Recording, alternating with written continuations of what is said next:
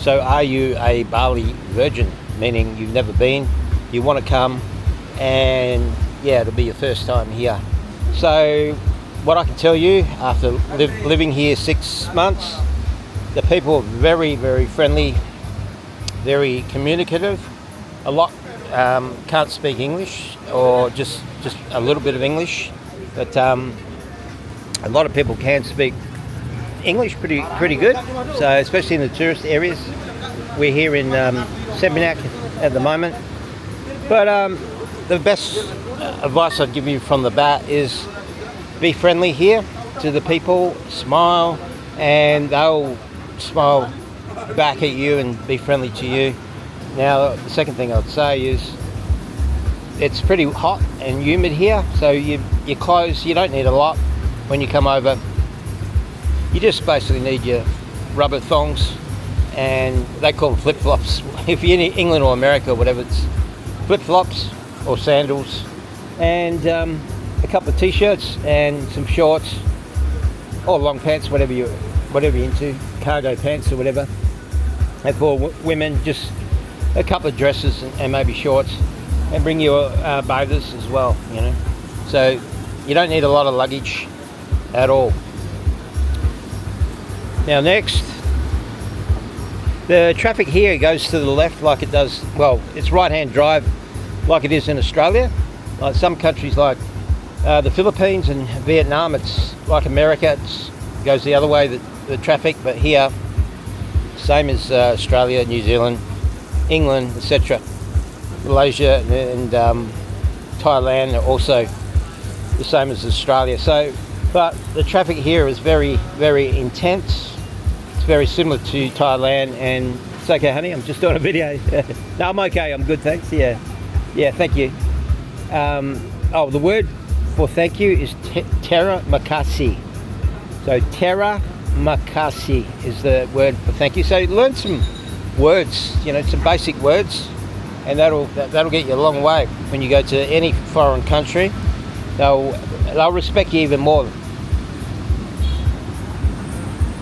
So the other thing about the roads is the traffic is intense here. Like I said, it's like the Philippines and Vietnam and Thailand, very intense. So if you're going to hire a bike, you've got to have a international driver's license, and you also, I would definitely recommend you don't drink and drive, whatever you do, drink and ride. A lot of people get injured in accidents here from overseas, especially Australians who get drunk. You see them all the time here, you know, going at 100 miles an hour. And the roads here aren't wide roads like in Australia or New Zealand or other Western countries. So be very, very wary of that. I suggest just get a Grab. Most of the bikes here are called Gojek or Grab, and you just jump on the back of the motorbike. It's very cheap compared to taxis in Australia. And there are taxis here, they're called Blue something, and again, they're pretty cheap. But I prefer motorbikes myself, getting on the back of a motorbike. And the other thing too, if you're going to get a motorbike, you got the license and all that, you have to be insured. You have to be insured, right? Because if you basically get in an accident here and get banged up, and you're in hospital for a week or a month or 6 months or whatever, it's going to cost you a fortune, an absolute fortune. So you might be paying it off for the next 20 years. It might destroy your plans to buy a house or something like that if you're a young person. Get insurance. It's only 250 bucks. I get Nomad insurance, and it's 250 bucks a month, right? I live here I've been here 6 months now, living here. So, brother. So it's probably cheaper even if you're going to come here for a week. The insurance will probably be even cheaper. I'm not certain, but just check it out. You might already have an insurance company. So, yeah.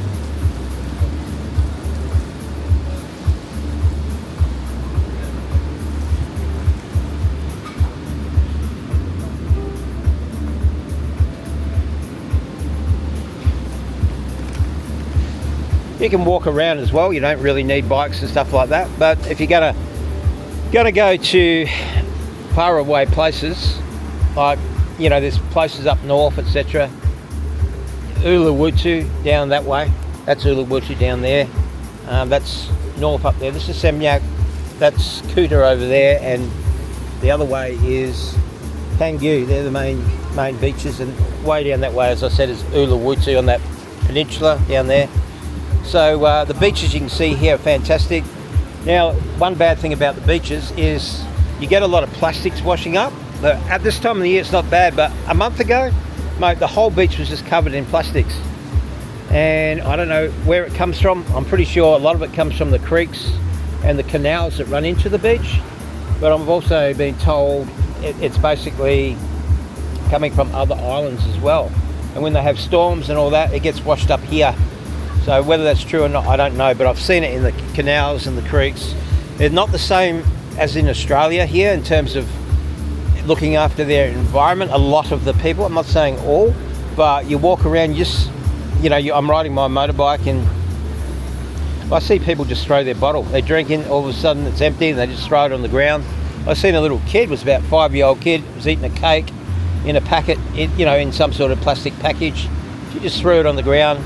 So it's not like, say for example, Australia. We don't like that in most parts of Australia anyway. But anyway, so now in terms of food, I'm now eating a meal. It's cost me, well, that's coconut right there. I don't know if you can see it. That cost me $5.50. You get about a litre of juice out of that. And this meal here, I don't know if you can see that. Chicken wings, Korean chicken wings. That's cost me $9 Australian, so it's 14 bucks for that meal. However, normally I just eat in what's called warangs. That's what they call the local restaurants here, or cafes. And mate, it's like $4 for a decent meal. You can get a lot of chicken, rice, and some lumpia, which is like spring rolls. Say 3 or 4 spring rolls for $4 Australian. That's the way I eat, so it's very cheap. The supermarkets here, they do have overseas food, a lot of Australian food especially, that you're used to back at home, and it's pretty expensive, right? So a bottle of oil, I was going to buy some oil the other day, it was $17 just for a bottle of olive oil, right? But almond milk, for example, $8. A litre of yogurt, about $5, which is basically the same as in Australia. Butter, about $5, maybe a bit more than Australia. But your fruits are very cheap over here, and your veggies and all that. Fish is very cheap over here. So you can buy and cook. If you're going to stay longer term, you can do that. But most people come here, if you're a Bali virgin, you're probably only going to be here for a week or so. Yeah, just buy your food. If you've got plenty of money to spend, just go out to these restaurants, and usually your hotel's going to have breakfast as well. It's part of the deal. So also don't drink the tap water, whatever you do. Don't drink the tap water, because you can get Bali belly from that tap water. It's not good. It hasn't got any sort of chemicals in it that destroy germs. Not that those chemicals in Australia are any good, or in the West I should say, are any good for your health. I only drink bottled water or cask water, the 10-litre casks when I'm in Australia. But anyway, yeah, just do not drink the water here. That's my best bet for you. It's you don't want Bali belly. If you get that, you can get very sick, and you can be sitting on the toilet for the whole time you're here. It'll destroy your holiday. It's happened to many people. Their holiday gets destroyed.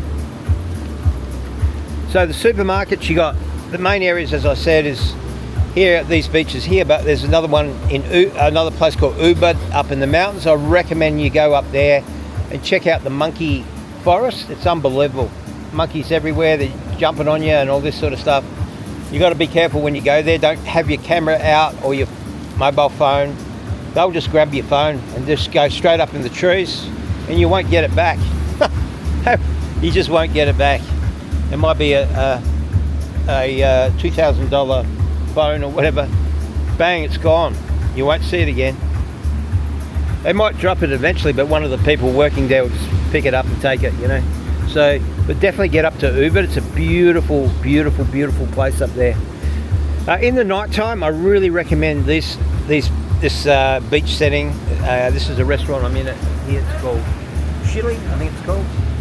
As I said, the food's fantastic. There's like one of these restaurants for 10 kilometres down that way and 10 kilometres down that way.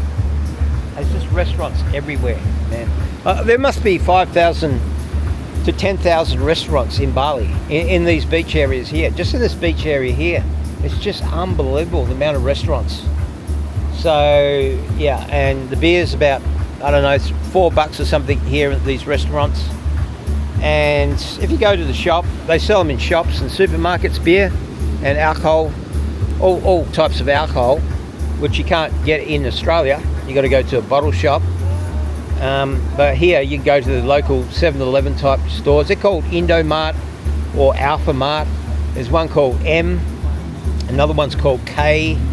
So there's absolutely millions of them. Actually, to be honest with you, most of your money is going to be going into those little 7-Eleven type shops, because every time you're walking around, it's pretty humid here, and well, at least in the wet season. We're just coming out of the wet season now. We're just saying the temperature is about 30 every day. So since I've been here for 6 months, I think the highest was 32, the lowest about 29. So it's very consistent. But you're going to be spending all your money in those little 7-Eleven type shops. You know, you're going to go in there, get snacks, chips, because you're going to be walking around the place.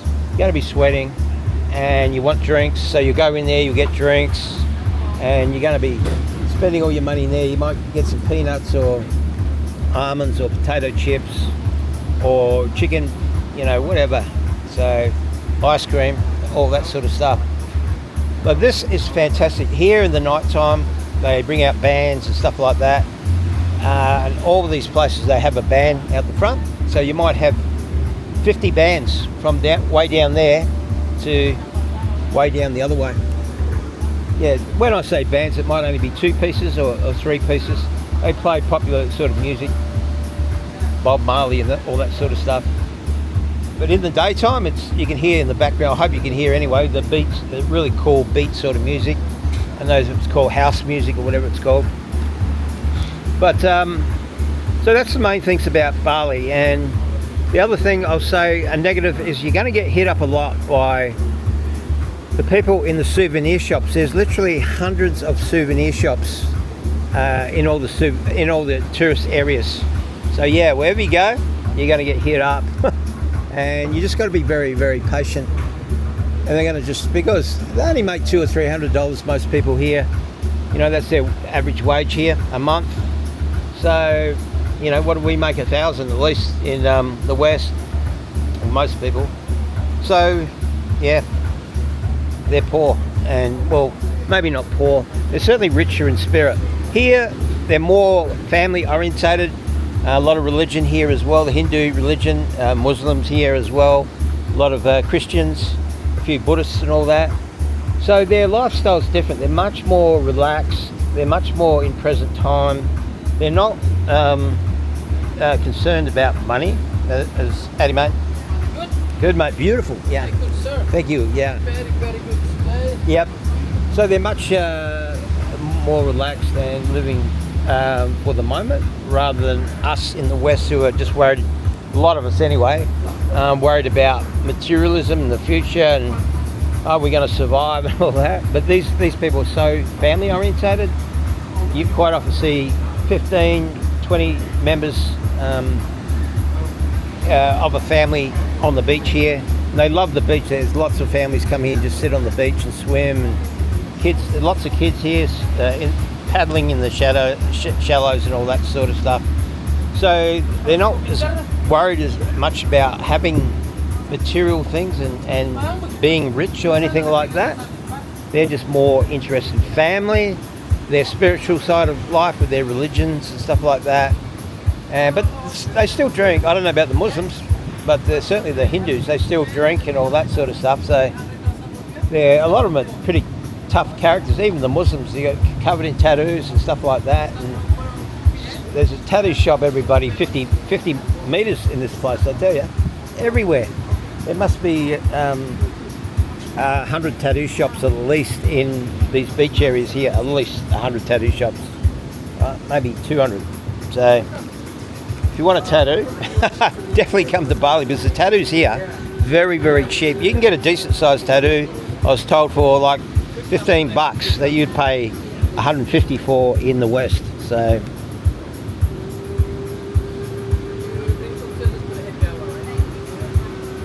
the other thing is have a lot of small notes. You're going to find something very irritating, but as I said, you've got to keep your cool when you're not in your own country and respect everything. And the people here, you're going to always, when you go in there, they never have the right change. Even in supermarkets, you go into a supermarket, haven't got the right change. Right? So make sure you have a lot of small notes. I really recommend that. So that's basically it. That's what you're going to expect. And there's lots of bars here, like hundreds and hundreds of bars. And yeah, places like this cafe or restaurant, they all serve alcohol. So there's literally thousands of places you can buy alcohol. There's a lot of nightclubs here as well. And yeah, you'd be shocked by the amount of nightclubs here. And the overseas people here, there's like heaps and heaps and heaps of overseas people you can see there. Everywhere you are, there's lots of overseas people. But when you get, that's on the beach really in the night time, this whole area packs up. In the daytime, you can see here there's a few, but not too many. Go there and a few sitting on the thing. But in the daytime, it's not really that packed with tourists, so you're not going to be overwhelmed by tourists or anything like that, you know. So, but in the nighttime, this is all full of tourists. Every chair gets taken, all those benches, all the chairs, and they put out like about 50 more.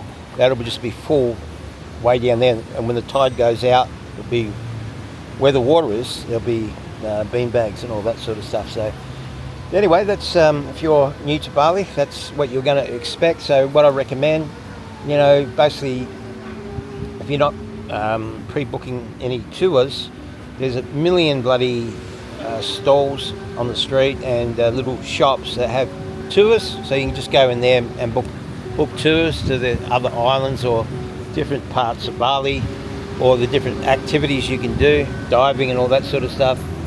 And the other thing, oh yeah, they have surfing schools here every day. You see hundreds of people surfing here every day, like learning to surf. So especially Europeans, actually thousands of Europeans here I've seen. It's mostly females, right? Mostly women. I'd say 80% of these people who do the schools, maybe 90% are women. They become they're mostly European ones as well. So they love to learn to surf. I suppose being in Europe, you don't get much surf over there, and cold countries and all that, so it's a big adventure for them.